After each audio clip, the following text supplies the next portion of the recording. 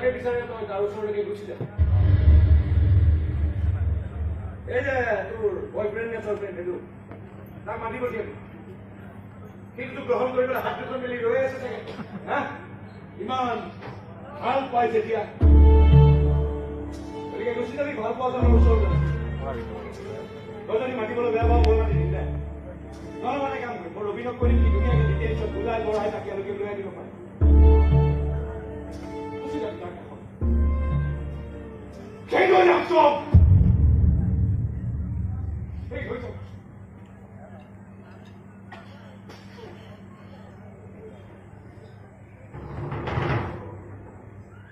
ইমান বেছি বেয়া হ'ব খোজা নাছিলো মই জানো।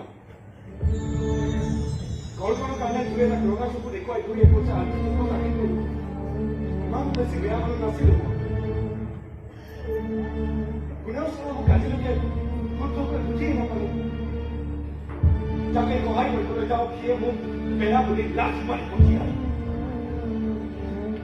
বেছি ভাল হৈ দেখুৱাব নাজানো কাৰণে আদায় মোক বেয়া বুলি কেই কৰে। কিমানক কিমান বাৰ সহায় কৰিবলৈ গৈ কিমান বাৰ ৰকাবত খাটিকৈ তাৰ কোনো হিচাপ নাই। কিয়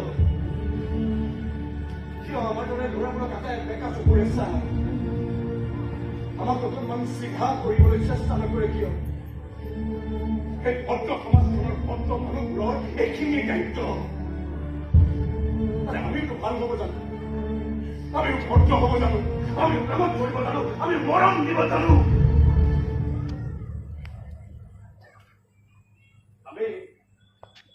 আমি মুখা পিন্ধি চলিব নাজানো। সেইকাৰণে আমাৰ নিচিনা মুখা নিপিন্ধাবোৰৰ বাবে এই মুখা পিন্ধা ভদ্ৰ সমাজখনত কোনো স্থান নাই। তহঁতে সেইখন সমাজত থাকি চলিব বিচাৰে গুচি যাম।